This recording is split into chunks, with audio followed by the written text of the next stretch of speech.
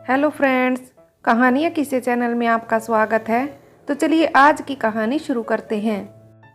ये क्या कर रही हो बहू? सबके खाने से पहले तुम खा रही हो। माँ बाप ने कुछ सिखाया नहीं क्या ससुराल में कैसे रहना है? हाय री मेरी किस्मत, मेरे ही माथे मढ़नी थी। हे ऊपर वाले, ऐसी बेअकल बहू। रश्मि के मुंह से निवाला फेंकते हुए सुधा जी कहती हैं। रश्मि थोड़ी गुस्से से कहती हैं, ऐसी भी क्या गलती हो गई माँ जी? मुझे भूख लग रही थी, मैंने सोचा सबको अभी खाने में समय है, इसलिए खाने बैठ गई। ऐसा कौन सा पाप कर दिया जो आप मेरे माँ बाप को कोसने लगे? और तो और आपने तो भगवान को भी नहीं छोड़ा। दरअसल एक दिन पहले रश्मि का उपवास था। शादी के बाद उसका पहला इतना लंबा उपवास था। 24 घंटे भूखे रहने के बाद उसे बड़ी जोरों की भूख लगी थी, इसलिए सोचा कि कुछ खा लिया जाए। इसी बात पर सुधा जी भड़क गई। सुधा जी के पति अरविंद जी काफ़ी गुस्से वाले आदमी थे। उन्होंने अपने घर में नियम बना रखा था और दोनों घर की बहुएं उसी नियम कानून पर चलती आ रही थी। पर रश्मि आज के ज़माने की पढ़ी लिखी लड़की थी। अभी 6 महीने पहले ही उसकी शादी दीपक से हुई थी। शादी के 1 महीने बाद इसी तरह सबके खाने के बाद तीनों बहुएं खाना खाने बैठी ही थी। सुधा जी हाथ में दाल का कटोरा देते हुए रश्मि को कहती हैं, ये लो रश्मि, इसे भी खा लेना। तेरे ससुर जी को ज़्यादा हो गया था, इसलिए उन्होंने छोड़ दिया। तू इसे भी खाकर ख़त्म कर देना। और वहाँ से सुधा जी अपने कमरे में चली जाती है। सुधा जी की बातों को सुनकर रश्मि दंग रह जाती है। वो दोनों भाभियों को देखने लगती है।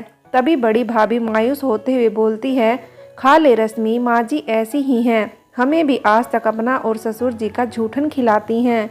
रश्मि को ये कतई बर्दाश्त नहीं था कि वो किसी का भी झूठा खाए। उसके मायके में तो लोग उतना ही लेते थे जितनी ज़रूरत हो, कुछ भी बर्बाद नहीं होता है, न ही किसी को झूठन खाने की आवश्यकता होती थी। यहाँ तक कि काम वाली बाई को भी झूठन नहीं दिया जाता था। पर यहाँ इस तरह के नियम जो रश्मि को बिल्कुल मान्य नहीं थे। उसने दाल की कटोरी ली और बेसिन में डाल आई। हर बार इसी तरह तीनों बहुओं को बचे हुए खाना दे आती सुधा जी। पर रश्मि जो इस झूठे नियम कानून के खिलाफ थी, उसने एक दिन सासू माँ से कह दिया, माँ जी इस तरह हमें ससुर जी का झूठन नहीं खिलाया करें। मैं तो ऐसे ही उस झूठे बच्चे खाने को कचरे में फेंक देती हूँ, पर आप भाभियों को भी नहीं दिया करें। अरे आपको खाना है तो आप खाइए, पर हमें क्यों? हम इस घर की बहुएं हैं, कोई नौकरानी नहीं जो झूठन से अपना पेट पालेंगे। अरे आजकल तो नौकर नौकरानी या गरीब दुखिया भी झूठन खाना नहीं चाहते, और क्यों खाएं वो? हम सब इंसान हैं, इसलिए आज के बाद आप हम तीनों में से किसी को भी झूठन नहीं देंगी। थोड़ी सी डरे भाव से सुधा जी कहती हैं, अरे बड़ी आई मुझे ज्ञान पढ़ाने वाली। अरे झूठन खा लेने से कौन सा तूफान खड़ा हो गया? जीभ तो नहीं कट गई किसी की। बड़ी आई बड़े घर की बेटी। इस तरह कहते हुए सुधा जी वहाँ से चली जाती हैं। पर आज जो हुआ उसकी सजा तो शायद रश्मि को मिलनी ही थी। सास बहू की ऊंची आवाज़ सुनकर सभी घरवाले इकट्ठे हो गए। ऐसे भी छुट्टी का दिन था और सभी पुरुष घर पर ही थे। दीपक भी भागता हुआ रश्मि के पास आया। सबको देखकर सुधा जी की आवाज़ में तेजी आ गई। वो बहुत दिनों से इस पल की तलाश कर रही थी कि रश्मि कोई गलती करे और वो सबके सामने उसे बेइज्जत करे। सुधा जी चिल्लाते हुए बोलती हैं, घर की सबसे छोटी बहू होते हुए भी सबसे पहले खाना खा रही थी महारानी। घर के पुरुषों के मुंह झूठा किए बगैर महारानी खुद अपना मुंह झूठा कर रही थी। वो तो अच्छा किया मैंने देख लिया, नहीं तो ये हमें अपना झूठा खाना खिलाती। रश्मि के ससुर जी सुधा जी की बातों को सुन गुस्से से लाल हो गए और गुस्से में कहा, आज के बाद छोटी बहू को सबसे अंतिम में बचा खाना मिलेगा। दीपक अपने पिता के हुक्म को सुनकर सन्न रह गया। उसने बोलना चाहा, पर पिताजी ने ये कहकर शांत कर दिया कि 2 दिन हुए नहीं कि जोरू का गुलाम बन गया। दीपक तो चुप हो गया, पर रश्मि चुप न बैठ सकी। आज वो अपने हक की लड़ाई लड़ ही ली। उसने कहा, पर पिताजी मैंने कौन सी इतनी बड़ी गलती कर दी जिससे आपके सम्मान को चोट पहुंच गई? भूख लगी थी, बस आप लोगों से पहले खा लिया। क्या आपकी बेटी मेरी जगह रहती तो क्या उसे भी यही सजा देते बाबूजी? बेटी और बहू के लिए अलग अलग कानून क्यों बाबूजी? दिन भर हम बहुएं इस घर का ख्याल रखते हैं, सबकी ज़रूरतों को पूरा करते हैं, अपनी इच्छाओं को मार कर आप सबके सेवा भाव के लिए खड़े रहते हैं। बदले में हमें क्या मिलता है बाबूजी? आप ही बताइए। अगर मैंने एक दिन आप लोगों से पहले खा ही लिया तो क्या हो गया?